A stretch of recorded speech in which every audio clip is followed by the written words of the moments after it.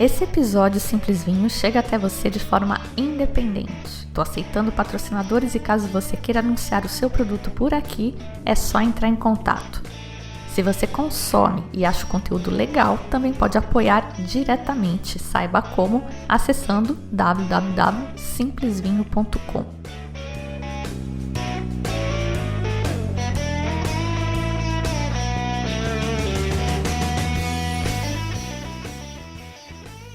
Olá, bem-vindos ao Simples Vinho, onde a gente desfruta toda a complexidade do vinho naquele bate-papo gostoso. E o bate-papo de hoje é sobre Uruguai, mas um Uruguai novo, um Uruguai que nem eu conheço. Achei que ia ser legal também ter uma outra pessoa mostrando não só uma outra visão de Uruguai, como um Uruguai moderno. Uma colega minha que acabou de voltar de lá, a gente ia fazer esse programa há algum tempo atrás, ela falou, não, espera que eu tô indo e eu já volto com as novidades. E é nesse clima então de fronteira abrindo, verão chegando, férias escolares, esperança de que dessa vez a gente aprenda com o benchmark europeu, que eu trago esse episódio com dicas de Uruguai da Juliana para vocês. Um anúncio rapidinho só para a gente não perder o costume. O desafio de engajamento valendo um episódio super especial sobre a Espanha. Tá quase. Deu uma turbinada aí. O João Rubens e o André Aleixo pegaram isso como um capricho, né? Um desafio pessoal. Mandaram para todo mundo, comentaram, enviaram. Só tá faltando a meta de salvamento. Estamos em 77 e a meta é 150. Já ultrapassamos a marca de 50% da meta. Mas salvar, cada um pode fazer uma vez só. Então o João e o André não conseguem bater a meta sozinhos. Se você não salvou, corre lá e salva, que a gente vai bater essa meta e vai ter um podcast caprichadíssimo do fundo do meu coração saindo em breve, muito breve.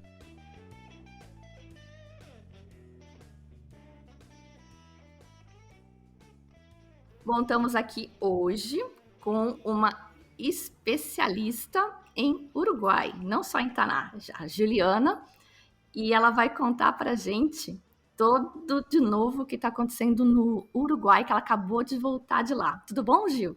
Oi, Fabi, tudo bom? Bom, acabei de voltar mesmo, acho que foi uma das quase primeiras a entrar no Uruguai, né? Voltei depois de 2 anos com uma passagem na mão, praticamente. Foi até interessante entrar no Uruguai assim de volta. Antes a gente passava super rapidinho na fronteira e tudo, e dessa vez eu cheguei, tive que esperar passar por todo aquele processo de mostrar as coisas. Mas estava bem ansiosa para voltar, foi muito bom poder voltar. Que delícia a gente poder começar a viajar. Mas então, a Gil, ela tem um perfil no Instagram que chama Taná. Aí a gente acha que ela só fala de Taná, mas ela fala de tudo que é do Uruguai. Mas conta pra gente, Gil, como é que começou essa relação de amor com o Uruguai e com o Taná? Então, eu acho que a relação de amor começou um pouquinho antes do que a relação com o vinho, por incrível que pareça. Digamos que talvez os vinhos são os frutos, são os filhos da relação, né? E a primeira vez que eu fui para o Uruguai, eu fui meio que por acaso. Tinha um amigo que falava, vamos para o Uruguai, vamos para o Uruguai. Eu falava assim, vamos fazer o quê lá, né? Naquele fim de mundo. Paguei minha língua, né? A gente foi para a Colônia, atravessando lá da fronteira, como muita gente faz. Eu achei a Colônia lindo, foi um momento memorável da minha vida, de um lugar com céu azul, com sol, com tranquilidade, com silêncio. Eu falo que o Uruguai, para mim, tem muito essa coisa do silêncio interior, né? Acho que venta muito, o céu muito azul, parece que os ruídos desaparecem. E depois eu quis voltar. Voltei mais uma vez para Montevidéu, ainda não estava completamente namorada. E aí, uns 2 anos depois, surgiu a oportunidade de voltar com 2 amigas. Eu estava num momento da minha vida que eu estava com uma ansiedade tremenda. Foi um momento que eu estava até tomando antidepressivo, né? Estava com um volume muito grande de coisas. E no Uruguai, a gente passou 15 dias por lá, viajando. E eu lembro que eu me senti muito bem lá. E eu tive 2 experiências muito bacanas lá com vinho, né? Na verdade, até mais, né? Mas assim, a mais marcante que eu tive foi uma visita a Irurtia, que é uma bodega que fica lá em Carmelo. E a gente chegou meio de paraquedas lá, porque estava tudo fechado. E aí a Maria Irurtia, né, que é a filha do Dante Irurtia, que é um personagem muito importante ali da região, já falecido, por sinal, chamou a gente para fazer a degustação com mais um casal de americanos. E foi uma degustação divertidíssima. Ela abriu várias garrafas. Ela falou assim: eu quero saber o que cada um gosta de sentir num vinho, da sensação. Ela abriu 5 garrafas diferentes por pessoa, assim, para atender aos desejos de cada um.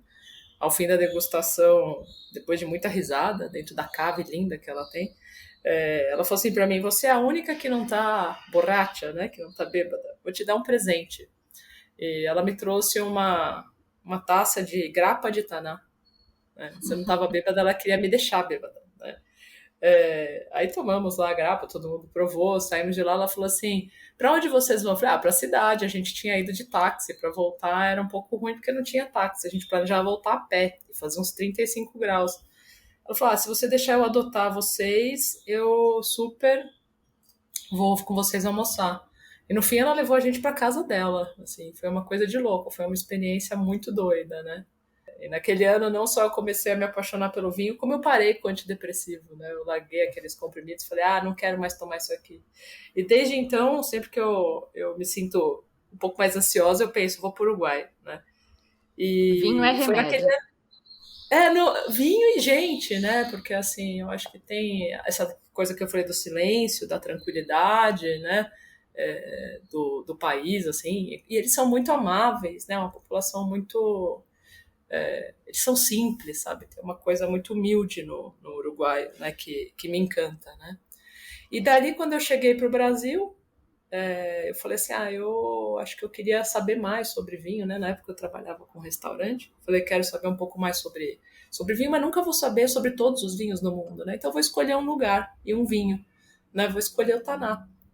E comecei a escrever em Taná, porque na verdade eu tinha uma memória de passarinho, não lembrava de tudo que eu bebia, e comecei a fotografar os rótulos e a registrar e escrever, para lembrar. Isso foi quando? Isso foi em 2013 que eu comecei, foi essa viagem que eu fiz, né? E eu acho que foi 2015 que eu comecei a registrar. Escrever. É, 2013 foi quando eu fui morar lá. Foi quando eu mudei para o Uruguai. Mais ou menos na mesma época, então a gente estava por lá.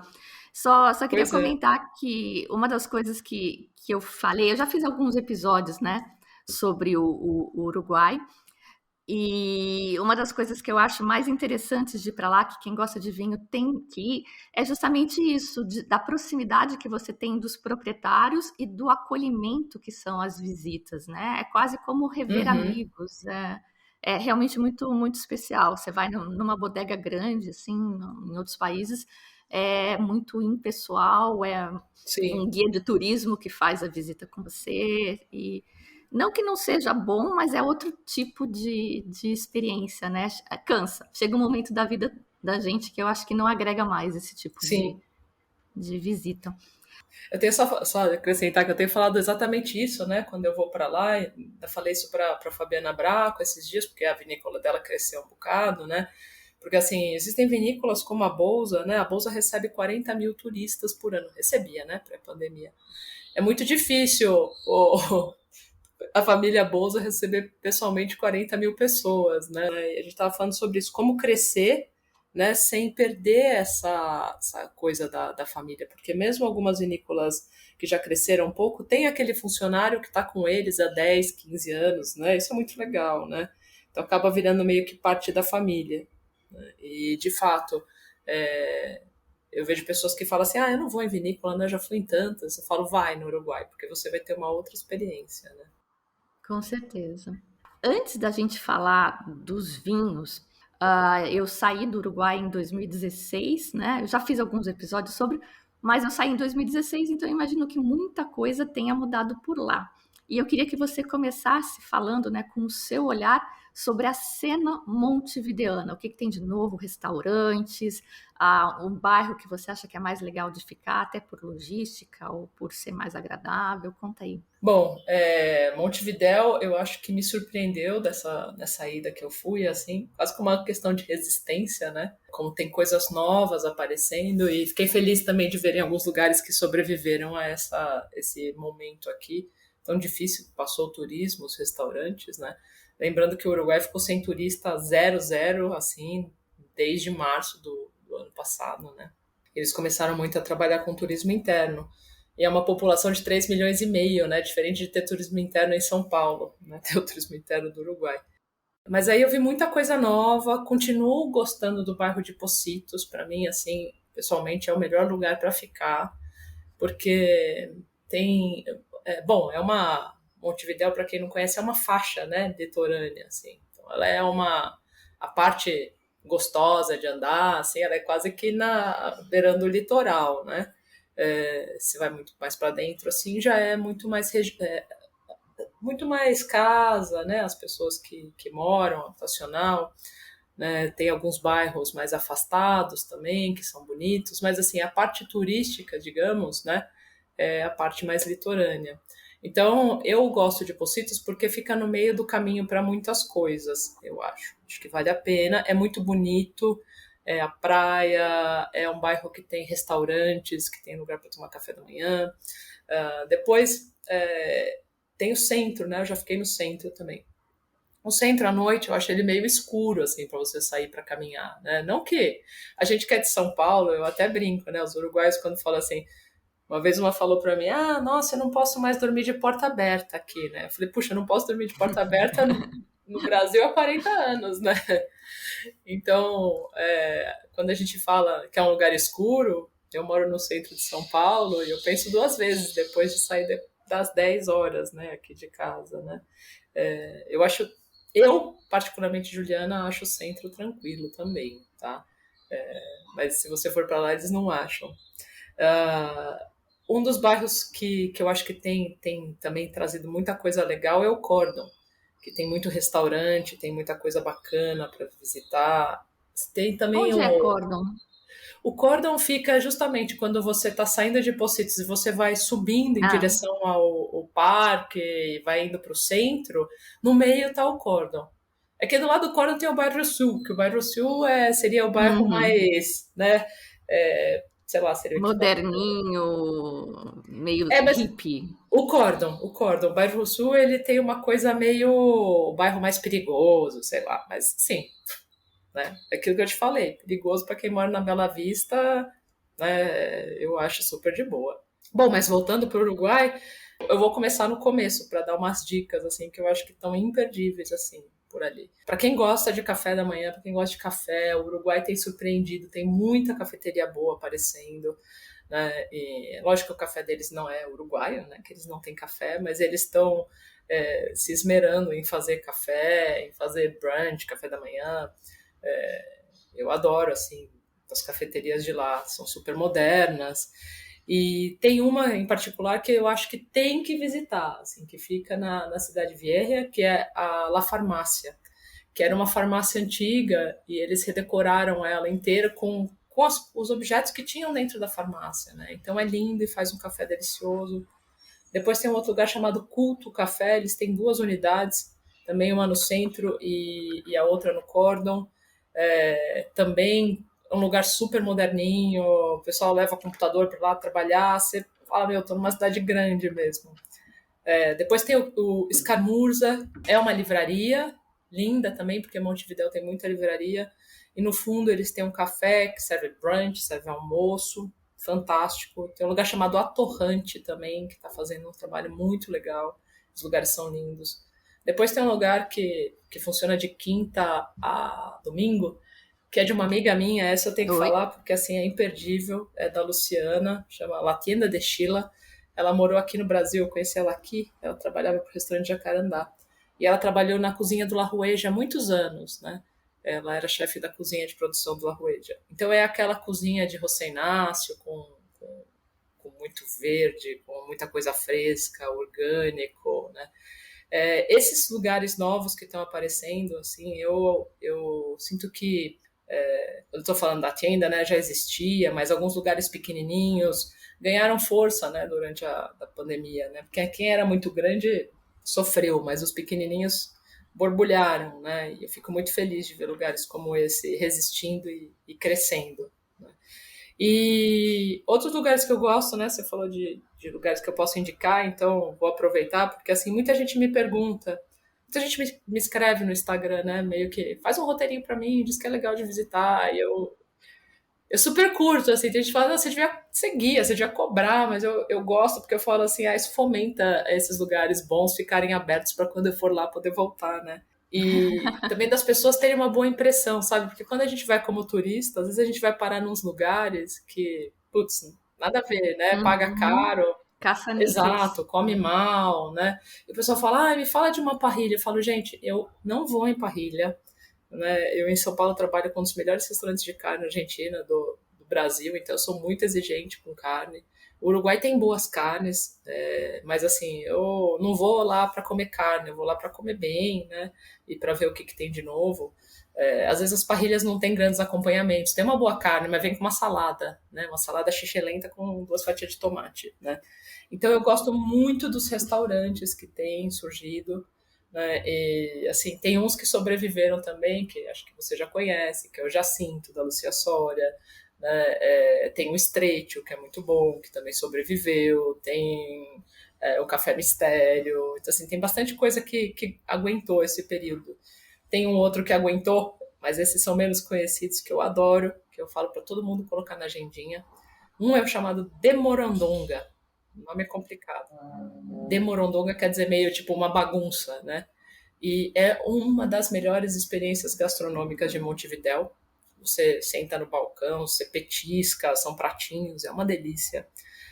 Tem um restaurante de peixes em Montevidéu e frutos do mar chamado Esmercá, que é fantástico. Tem um lugar chamado República Rotisserie, que faz pratos clássicos, né, da panaderia do Uruguai. Eles fazem a torta pascualina, né, que é um clássico, só que eles fazem. E eles gostam de doce lá, Gostam. né? Eu notava que a pastelaria lá é Nossa, é boa. uma delícia. Pastisserie, Passerie, né? mas esse é salgado, hein? A República Rotisserie é salgada. Tem doce também, tem os alfajores Ah, caseiros e tudo, mas ele faz essa torta que é uma torta de espinafre com ovo no meio, só que eles fazem com uma massa folhada bem fininha e um ovo de gema mole no meio. Então, quando você corta a torta, ela vem derretendo. Uma coisa de louco. E depois tem os wine bars, assim, que teve muitos que abriram nos últimos anos, né? Não sei se você chegou a pegar algum wine bar por lá.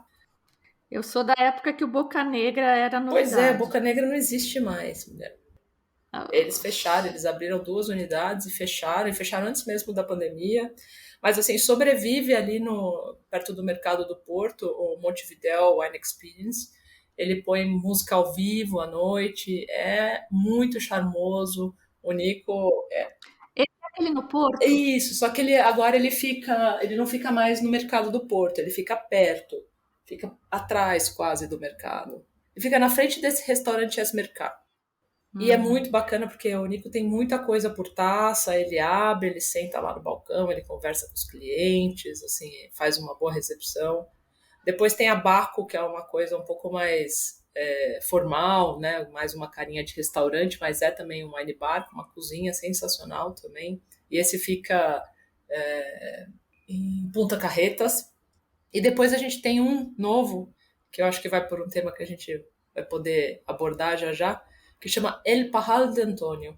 E o El Parral de Antônio é um wine bar de vinhos de baixa intervenção e pequenos produtores artesanais, que é uma novidade no Uruguai. Olha que interessante É. isso, hein? E deve ser dificílimo de você conseguir, como turista, né? Passando uma semana, 2, 3 dias em Montevidéu, você conseguir juntar esses vinhos todos Sim, e muito. experimentar. Eu tô dando o caminho das pedras, assim, aonde ir para essas 3 experiências Maravilhosa. diferentes. E depois tem 2 lugares que eu acho que vale a pena, até aproveitando, porque o pessoal sempre fala, onde que eu compro vinho, né? Eu também conheci, antes de ir embora, uma loja chamada Vin Boutique, que fica em Pocitos, e a pessoa faz uma... Sabe aqueles vinhos que ninguém tem? Tipo, o Equilíbrio do Los Nadies 2011, o Las Musas 2009, ele tem todas essas safras de ouro aí, tipo, Prelúdio 1998, tem nesse lugar. E aí tem um outro lugar que também tem a ver com essa coisa do pequeno produtor, que chama De Guarda. Fabi, você ia ficar louca. É uma loja de queijos uruguaios, assim, de altíssima qualidade, artesanais. Junto eles vendem também curados e eles têm também vinhos de pequenos produtores. É sensacional. Acho que super vale a visita. Vá logo que chegar em Montevidéu, que é para comprar um queijo para comer em casa. Para comer em casa não, para comer no hotel, porque levar queijo na mala é um desafio, né? Você nunca sabe se vai pegar um fiscal chateado com a vida, que vai tomar Pois seu é, queijo. fora, além disso, o cheiro de queijo que ficou minha mala, viu? Tô até hoje tentando tirar o cheiro do queijo. Mas sensacional, Ju, um monte de coisa que eu não conhecia e muita mudança na cena. E imagino que isso seja verdade também na parte dos vinhos, né? E eu noto que você gosta muito dessa coisa de baixa intervenção. E tem uma história muito engraçada que uma das últimas visitas que eu fiz com a escola, aí, eu estudei no Gato Dumas, foi no Vinhedo de los Vientos.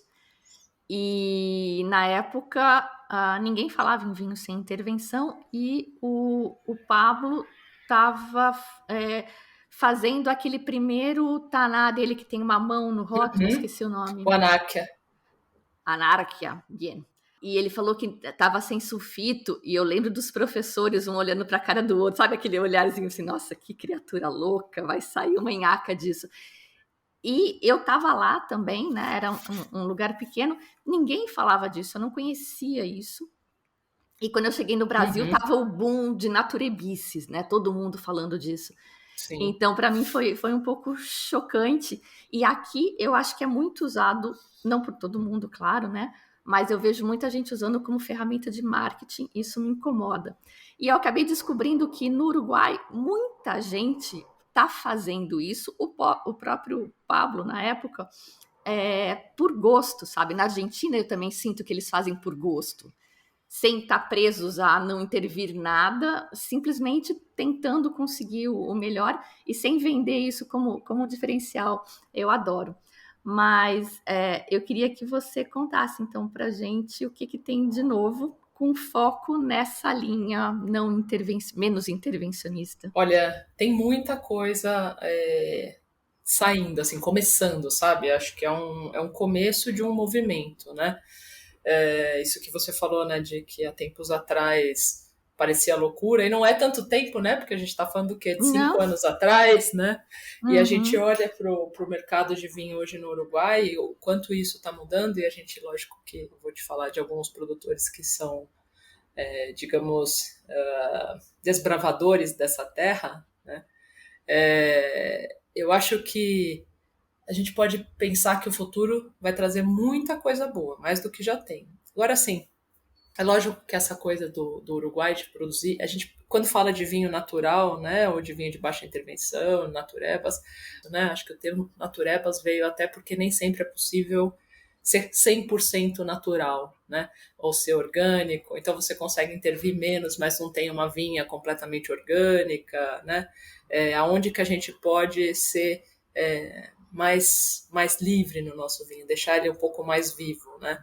E quando a gente esteve no Uruguai há 3 anos atrás, eu e a Ana Lu Torres, né, do Jardim dos Vinhos, a gente sentiu uma resistência muito grande de alguns produtores que traziam muito essa ideia de que no Uruguai não é possível se fazer vinho orgânico, que eles têm um problema de excesso de chuva, é uma terra muito fértil, né? E terra fértil traz também, às vezes, traz grama, traz formiga, traz outros tantos problemas que eles não conseguem muito contornar atualmente com a questão do vinho orgânico, né? Então, assim, hoje, por exemplo, são pouquíssimos produtores de orgânico e de vinhos orgânicos no Uruguai. Mas o que eu achei muito bacana é que naquele momento também tinha tido a Naturebas aqui no Brasil, e veio para cá um rapaz que na época trabalhava com a Varela Zarrans, que é o Santiago de Gaspar. Ele também tinha feito, naquele momento, um vinho pela Varela Zarran sem sulfito, né? Foi quando eu conheci ele, né? A gente conversou, batemos um papo, ele me mostrou o vinho e aí ele voltou para o Uruguai. Um ano depois eu fico sabendo que ele saiu da Varela e começa a produzir seu próprio vinho. Ele e mais 2 amigos, eles fazem um vinho com um codinome de Projeto Nacal, né, que são propostas de vinho realmente de baixa intervenção. Né? Eles começaram a procurar vinhedos, eles trabalharam com vinhedos abandonados, então que estavam há algum tempo já sem ser tratado. Né? Não são vinhas orgânicas, mas são vinhas que estão sem um uso constante de herbicida há algum tempo, por exemplo. Porque para você ser considerado orgânico, você já tem que ter alguns bons anos, né, sem o uso de herbicida. E aí eles começaram a fazer o primeiro ano, 2020, que foi um ano espetacular no Uruguai, foi uma das melhores safras históricas, né? Eles fizeram alguns vinhos de baixa intervenção. Na época eles fizeram 3 tintos e 3 pet nats. Quem tinha feito pet nat até o momento no Uruguai era o Falabrino, com Miedo de los Vientos, né? E no ano seguinte surgiu esse, e começou a surgir mais um monte de coisa bacana, assim, meio que simultâneo, né? Haviam outros projetos também, né? Que o projeto Nacal foi o primeiro inteiramente com essa pegada de vinho de baixa intervenção. Mas ao mesmo tempo também surgiram vinhos do Bresseste também, o Bruno Bresseste é um dos meninos que faz parte do trio aí do Projeto Nacal, ele tem a vinícola dele. O Monte Toscanini lançou um vinho chamado Crudo, que é uma vinícola já mais tradicional, né, mas trouxe também um vinho de baixa intervenção. A Dardanelli fez um vinho de baixa intervenção. A Antigua Bodega, né, fez 2 vinhos, fez 2 pet nats, né, na época, e um tinto que está incrível também, chamado Antagonista, que também é um corte de baixa intervenção. Depois, nesse mesmo ano, veio a Fiorella Frangioni, que também fez um vinho que eu provei essa semana, que é um taná bem diferentão. É uma cor rosa linda, ele é um taná bem selvagem, ela colheu ele um pouco mais tarde, então ele tem uma potência, ele é gordo, né? Ao mesmo tempo ele tem bastante fruta e quem olha assim fala, gente, isso aqui é um vinho super glu-glu, né? Quando na verdade é um vinho que está com 15% de álcool, né? Não é filtrado, então assim, é uma pegada bem diferente mesmo. Acho que vale a pena provar também, e ela já está fazendo umas coisas novas, assim. Uma outra pessoa que eu acho que vale a pena mencionar também, que é novidade por aí, ele é conhecido como jornalista de vinho lá no Uruguai. Talvez até alguém já tenha lido algum artigo dele aqui. Mas ele, tão apaixonado por vinho que ele era, ele resolveu virar enólogo, né? E ele começou a estudar, é o Martim Vigiano. Inclusive, vou até fazer uma propaganda do podcast dele. Ele tem um podcast que chama Rádio Taná, que também é bem bacana para quem quer conhecer mais sobre o universo do vinho uruguaio. Então, você acha lá no Spotify também. Ele começou a fazer umas coisas muito loucas, né? Eu acho que o bacana de você não ser do mundo do vinho, lá de dentro, daquela coisa de história de família, é que você não tem um compromisso com uma determinada tradição. Verdade. E ele experimenta muito. Então, ele fez... Eu lembro que o primeiro tinarra que eu vi foi dele. Ele fez um taná de ânfora. Depois, ele fez um laranja de albarinho. Que eu quero. Que você tá querendo. Onde eu consigo esse vinho? Se tudo der certo... Laranja eu quero. Se tudo der certo, a gente vai conseguir aqui. E olha que tem mais laranja, você falou também. Eu tô até falando do Martim Vigiano quando você for de mais laranja, né? O Martim, ele também trabalha para uma outra vinícola chamada Cerro del Toro, né? Onde ele faz algumas coisas que são mais consensuais, né? De uma forma mais convencional de fazer vinho. Mas, voltando para o laranja, que você falou, você já ouviu falar da Bodega José Inácio? Bodega Oceânica José Inácio? Sim. Então, que está lá naquele lugar lindo e maravilhoso, eles também fizeram um laranja lindo e maravilhoso também. Também fizeram laranja de albarinho, né, que é uma uva que está explodindo. Olha só, que modernos esses uruguaios. Pois é, você vê que albarinho tem até espumante de albarinho no Uruguai.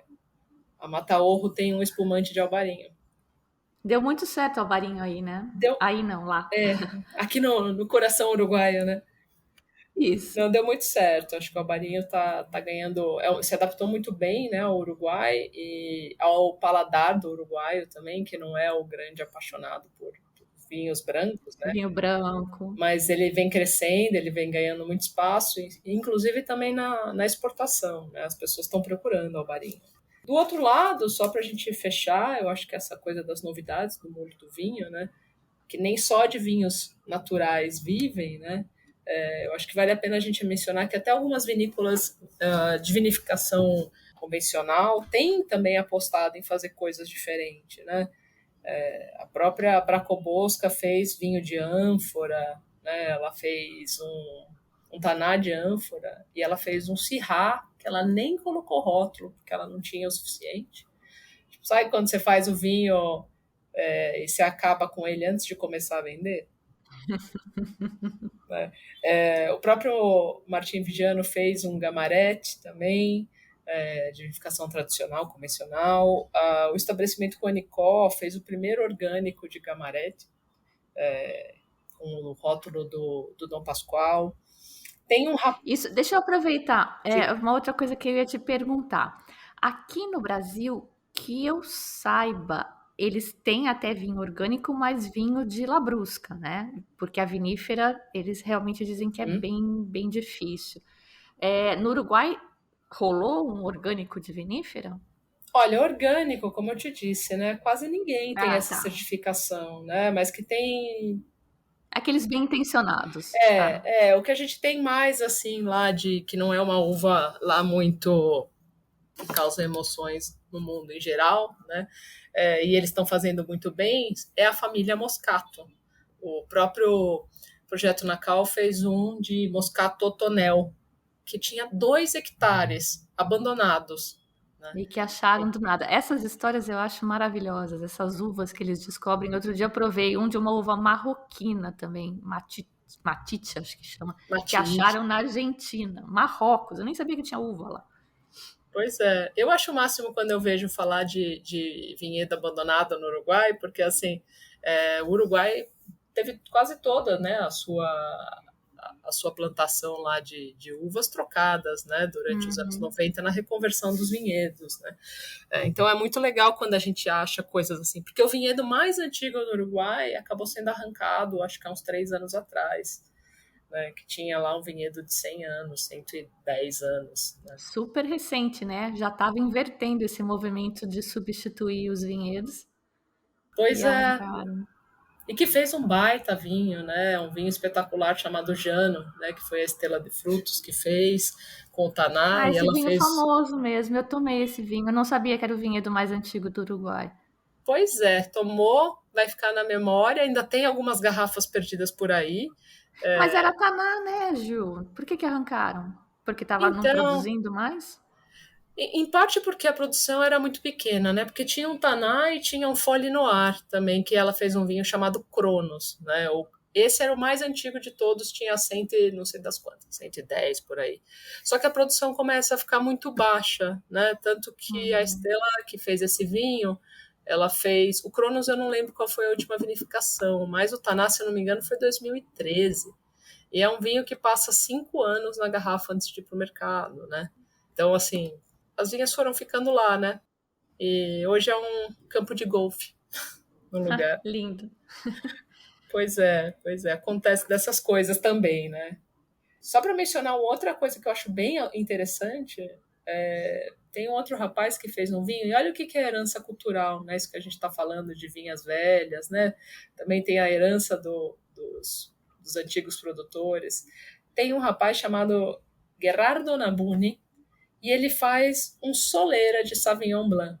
Ah, eu tomei esse vinho. Ele trouxe aqui numa Wine South America, acho que em 2019. Exato. Como que era o nome do evento? Era o Tanatur.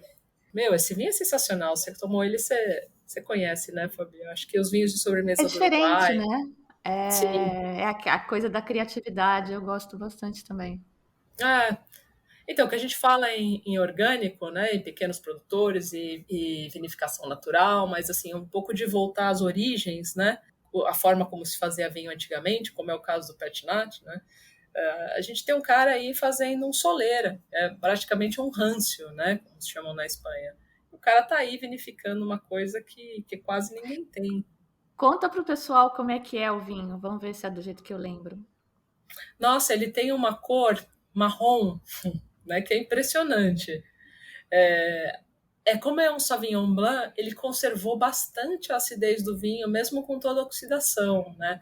Ele faz, porque assim, ele chama de soleira, mas o método é um pouco diferente. É aquele método de deixar no sol mesmo, porque a soleira tem aquela coisa de transferindo de barrica para barrica e tal. Mas os antigos, né, faziam esse método rancio, deixando oxidar na luz, no solzão mesmo, né? E é o que ele faz, ele deixa no teto lá da vinícola. Então ele tem uma coisa que lembra figo seco, né? Ao mesmo tempo ele tem uma acidez gostosa, ele tem refrescância, apesar de ser um vinho gordo na boca. É um vinho que vale muito a pena experimentar e é muito difícil de achar. Tem nesse, se eu não me engano, eu vi nesse lugar que eu te falei, o El Parral, mas acho que foi o único lugar que eu vi. E Gil, a gente começou falando da minha experiência de naturebas aí com o Vinhedo de los Vientos e a gente está vendo agora a etiquetas Pablo Falabrino e Vinhedo de los Vientos parece que sumiu. Sumiu mesmo? O que aconteceu? Como é que é isso? Não, não sumiu. O Pablo Falabrino agora tem a sua própria marca, né? E hoje a Vinhedo de los Ventos, quem está tocando é a Mariana Cerutti, né? Que sempre teve envolvida, inclusive era a pessoa do comercial, todo mundo conhece aqui no Brasil, responsável pela Vinhedo de los Ventos, e ela está fazendo vinho com outros enólogos, e em breve, pelo menos lá no Uruguai, vai sair um Sauvignon Blanc, pela Vinhedo de los Vientos, que tá um espetáculo que eu pude provar. São poucas garrafas, assim, é uma tiragem pequena, então eu não acho que vai chegar ao Brasil por enquanto, mas assim, já dá para notar que o futuro da Vinhedo de los Vientos é promissor na mão da Mariana. Ah, certeza. E natureba também, esse Sauvignon Blanc? Sim, natureba, baixa intervenção. Todo Baixa o intervenção. estilo. Total. Essa era uma outra coisa que eu ia te perguntar. Se você já tiver dado todas as dicas de novidades, eu passo para a próxima pergunta. Senão eu espero, quietinha. Não, acho que. Bom, se eu for falar mais novidade, eu acho que é uma coisa que vale a pena falar para quem está indo passear para lá são das hospedagens em vinícolas, né? Porque a gente tinha Pisorno antigamente, né? Nem quando eu estava aí não tinha Pisorno. Eles estavam pensando em fazer, eu nem conheço. Agora tem bastante? Então, agora tem inaugurou a hospedagem. A Campo Tinto já tinha há algum tempo, né? Que eu acho muito bonita, que vale a pena também lá na região de Carmelo. Tá, essa experiência de estar em Carmelo numa vinícola, de poder circular pela região, sem precisar ficar tão longe, né? E quem inaugurou agora também foi a Fabiana da Braco Bosca. Ela inaugurou 2 cabanas no meio dos vinhedos, né? Que estão sensacionais de ficar. Eu pude ficar lá esse fim de semana, achei uma delícia. É legal para poder conhecer as regiões. E tem outras vinícolas também que, na verdade, elas estão sendo construídas junto com essa coisa de hospedagem, de hotelaria. Aí tem uns Então, acho que projetos vale a pena ficar de olho. cinematográficos que a gente não vai falar muito, mas todo mundo conhece, Uhum, né? Uma coisa que eu exato. lembrei também que tem lá em Carmelo, agora vai ser difícil de eu lembrar o nome deles, mas é tipo uma quitandinha, eles têm um armazenzinho. A esposa do cara, ela é a Murrica, ela é parente do Murrica.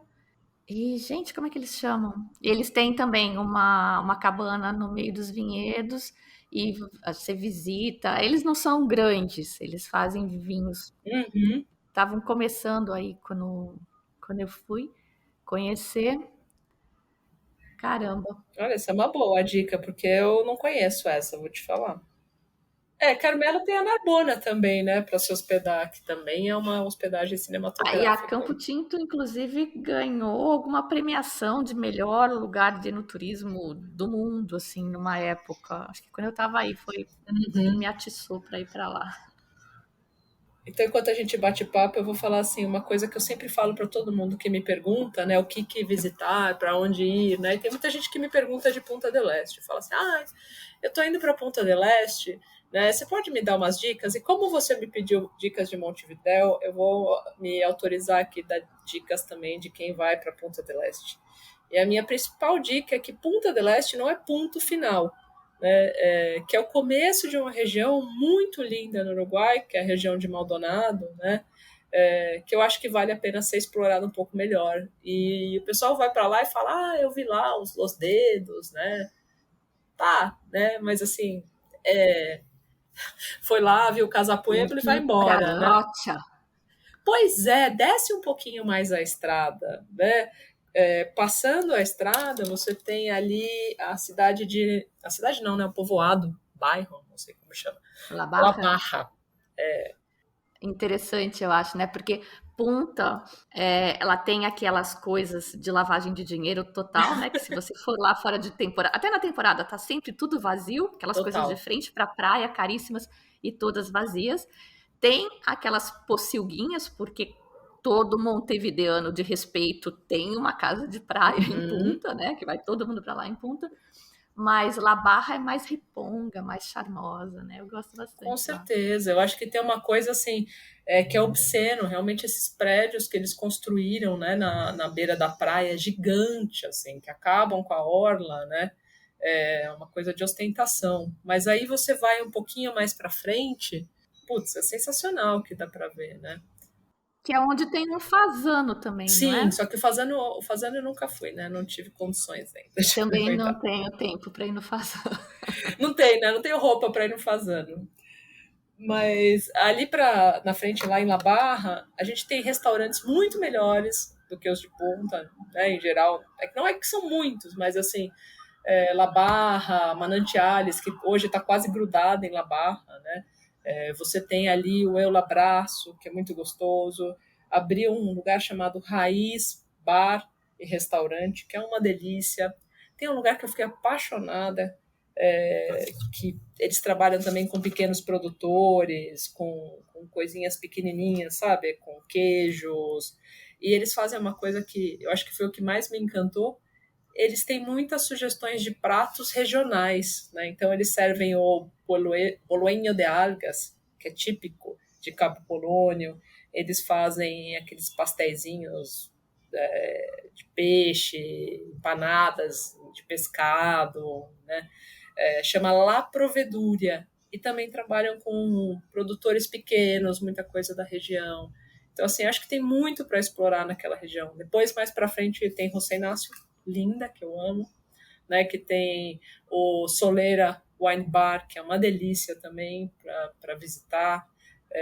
Tem os cafés que são sazonais, né? Que eles abrem e fecham, mas agora no começo do ano deve pipocar um monte de coisa nova, né? Então, Então, isso era uma coisa até que eu ia te perguntar, porque eu já fui para Punta, né? Não é nem esses lugares mais afastados. Em março, acho, abril, uhum, e não achava restaurante aberto. Assim, é um deserto, fora de temporada. E você uhum. foi agora nesses lugares e estava tudo funcionando? Sim, eles funcionam. Olha, Geralmente esses lugares funcionam fora de temporada, tipo sexta, sábado e domingo, quinta, sexta e sábado, né? Eles funcionam em períodos reduzidos. Então, sempre antes de ir para algum lugar, é bom de verificar, né? Mesmo, por exemplo, lá você tem também que você pode visitar a Bodega Oceânica Rocenaço, que eu acabei de falar, que eles produzem azeite, dá para ver a produção de azeite deles, né? Pode visitar Alto de la Bagena, pode visitar a Vinha Éden, mas é bom ligar e perguntar que dias que pode fazer a visita, porque se você chegar lá em qualquer dia, corre o risco de bater com a cara na porta. Por isso, assim, se você for fazer uma viagem, né, eu acho que o ideal é segunda, terça, quarta, quinta, Montevidéu, até mesmo Colônia, sexta, sábado, domingo, esse lado. principalmente fora de temporada, né? Na temporada acho que é mais tranquilo. E na temporada é aquela história, né? Você vai jantar às 9 da noite, com sol, né? É uma delícia. É estranho. É. Gil, vai rolar depois essa colinha que você está usando com os nomes, né? Para a gente não precisar ouvir tudo e anotando. Vamos, Não vamos. precisa descrever nada, mas só os nomes para eu deixar no site. Bom, a próxima pergunta era sobre algum lugar imperdível para visitar, mas eu acho que a gente já cobriu este tema, hein? Pois é, foi uma lista de lugares imperdíveis, assim. Se eu fosse colocar alguma outra coisa, eu ia te falar assim, pro pessoal, né? Privilegiem os pequenos produtores, privilegiem os pequenos. Eu acho que eles fazem, eles dão a alma do Uruguai, né? Eles dão esse tom de povo acolhedor, né? Daquele povo que gosta de sentar para conversar, que tem tradição, que tem história, né? Então, eu acho que essa é a dica dos lugares imperdíveis. Muito bem. E vão estar todas escritas ali no site os nomes, pelo menos, depois o povo se vira com o Google, né? E qualquer contato, qualquer informação, como é que fala com você, Gil? Chama lá no @instataná, manda um inbox, eu respondo absolutamente todo mundo. Excelente. Acho que era isso, né, Gil? Acho que é. Por enquanto, né? A gente espera até o próximo capítulo do Uruguai. Nossa, aí eu fiquei louca para voltar. Tá muito, muito diferente, muito moderno. Então, quando voltar, já me avisa, a gente já faz um roteirinho para fazer umas visitas bem Revisitar. É caprichadas. isso aí. Isso aí. O lugar que eu fiquei devendo, que era da sobrinha neta lá do Murrica, é o Almacém de la Capicha. Ah, sim. Conheci. É uma vendinha, né? Mas eles fazem Uhum. vinho também e eles têm umas hospedagens no vinhedo, acho que são 2 chalés, no máximo, 1 ou 2. Sim. É bem simpático mesmo, é bem bonitinho. Excelente, Gil. Muito obrigada, então, por ter compartilhado aí o que há de mais novo da sua última visita no El Paisito. E muito obrigada, Fabi. Foi um prazer poder falar de Uruguai, sabe? Que quando quiser é só chamar, sou apaixonada pelo tema e vamos compartilhar que essa é a essência do vinho. Dicas compartilhadas, então. Quem tiver mais dicas, quiser compartilhar também, coloca lá nos comentários do post deste episódio no www.simplesvinho.com. Diz que dica boa é dica compartilhada, né? Então bora compartilhar. Eu sou a Fabiana Knossaisen e vou ficando por aqui com o Simples Vinho. Tchim, tchim.